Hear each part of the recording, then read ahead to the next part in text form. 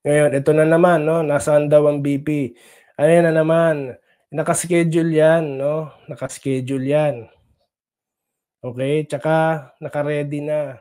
Sinabi ko na kanina, ang Tatak Duterte, eh, naka-ano, meron ng mga preposition 'no, naka-ready na kumbaga sa play sa basketball, may pang-execute na sila. So 'yan, naka-schedule 'yan, 'di ba? Kaya yung mga nasaan yung naka-schedule 'yan, hindi 'yan biglaan ano. Baka nakita niyo may kumakalat na mga video na gumagalaw ang Office of the Vice President 'no. 'Yan tayo, eh, 'yan tayo. You should be given the reason why. Ito mahaba yung message ni Ma'am Ber. Dapat unahin mo nga tao, kasi may kalamidad. Yun na nga, may mga preposition na nga 'di ba, may mga plano na. Hindi yan katulad ng ano, na kung kailan may bagyo tsaka magpaplano, hindi, eh. Kaya yun ang inuna ko 'di ba, na topic natin, 'di ba?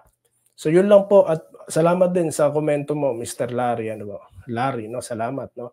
At, muli, ito po ang Day Enrica YouTube channel at, stay safe po kayo mga kababayan at, yun tayo po'y magbabalik sa mga susunod na video content dito lamang sa Day Enrica YouTube channel. Muli, maraming salamat po sa inyong lahat at magandang araw po sa inyong lahat.